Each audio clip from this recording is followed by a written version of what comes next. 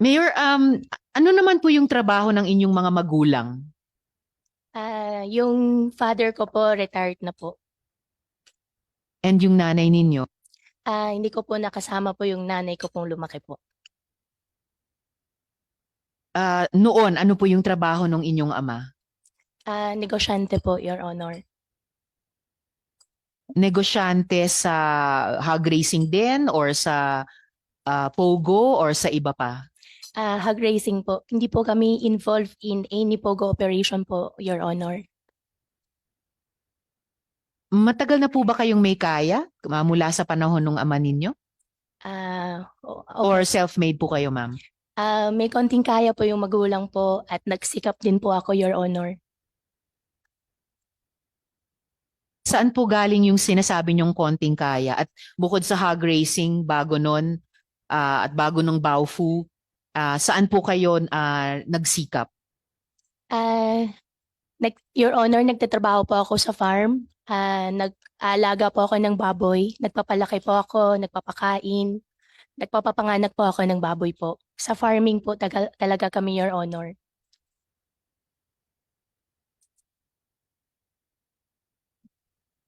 Ngayon, Mayor, napag-alaman din po namin na delayed yung inyong registration of birth.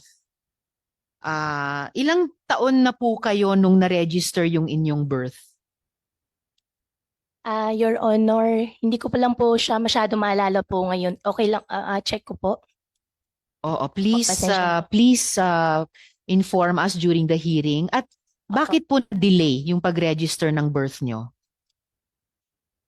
Your Honor, i-check ko po. Tapos, balikan ko po kayo. Opo. Sa pagkaalam po kasi namin, and I would request yung confirmation ninyo during the hearing, 17 years old na po kayo nung i-register yung inyong birth. So if you can confirm that during the hearing, tingin ko may halaga malaman bakit. Kung tama yung impormasyon namin, bakit at 17 pa lamang ni-register yung birth ninyo? At saan pala po kayo ipinanganak? Sa ospital ba? Sa bahay ba? Sa lying-in clinic ba? Your Honor, ang sinabi po sa akin sa bahay po. Sa bahay. Saan po yung bahay ninyo nung ipinanganak kayo? Hindi ko na po, Your Honor, hindi ko na po alam. Opo. And then, still out of more than curiosity, saan po kayo nagtapos ng elementary? Homeschool po ako, Your Honor. Kasi salo po kami ng farm. Anong taon po kayo nagtapos sa homeschooling sa elementary? Your Honor, dire-diretso po. Bandang anong taon natapos po yung grade 7 sa homeschooling? Your Honor, tutorial po kasing ginawa po sa akin. Salo po kasi kami ng farm nakatira po.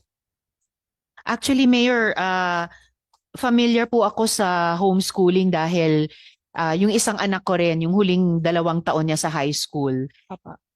for health reasons, sinomeschool ko po siya. And meron po kaming homeschool provider noon. Sino po yung naging homeschool provider ninyo? Ah, Your Honor, yung nag-homeschool po sa akin, teacher lang po.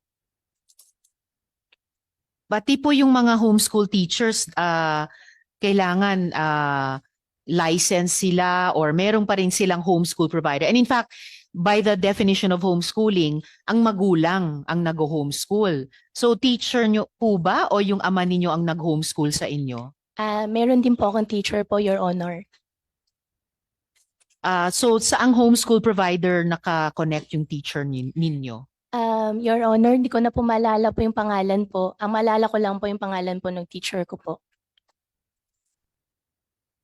If you could submit to the committee yung pangalan ng teacher ninyo and during the hearing, ma-recall pa rin at masabi sa amin sino yung homeschool provider ninyo. Opo. Your Honor, ang teacher ko po si Teacher Rubilin. Teacher Rubilin. Opo. Alright. Pakisubmit na lang sa committee yung apelido nila. Opo. And sa hearing, on the record, Opo. kung sino yung homeschool provider. Opo. At saan naman, pagkatapos ng homeschooling, Kung nakuha po yung grades nyo sa homeschool provider tulad nung ginawa namin nung aking anak para makapag-high school naman siya, saan naman po kayo nag-high school? Your Honor, dire-diretso po, tuloy-tuloy, hindi na po ako nakapag-high school at college po. Tutor, Dire-diretso saan po, Mayor? tutorial po yung ginawa po sa amin kasi nasa loob po kami ng farm. So tutorial po sa high school. Opo, dire-diretso na po. At paano po yung college ninyo? Hindi po ako nakapag-college po. Okay, pero nagtapos kayo ng high school. Ang binigay lang po sa amin po na pinaka libro po is si Teacher Rubilin na po. Kung maalala ko po, wala rin po kasi siyang grades. Andun lang po siya sa amin everyday po na after po ng work, siya po yung nagtuturo po sa akin. Kinilala ba ng DepEd yung pagtapos nyo sa high school sa pag-tutor ni Teacher Rubelin? Your Honor, hindi ko po alam. Ever since po si Teacher Rubilin lang po yung nagturo po sa akin. Pero nung nagtapos kayo sa high school, may diploma kayo? Wala po.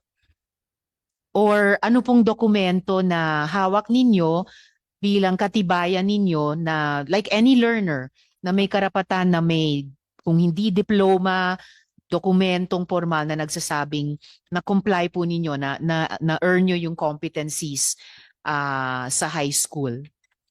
Your Honor, wala po ako malala po na mayroon pong any records po. Medyo medyo nalalabuan ako ng konti sa ganyan dahil kahit bilang young person noon, no, may karapatan kayo sa edukasyon, hindi lang sa edukasyon, pati yung katibayan nung nakamit ninyong edukasyon. Kailan kayo po unang lumabas ng Pilipinas? Your Honor, hindi ko lang po maalala po ngayon po. Mga ilang taon kayo noon? Grade school age ba kayo noon or high school age kayo noon? Baka teenage age po siguro po, Your Honor.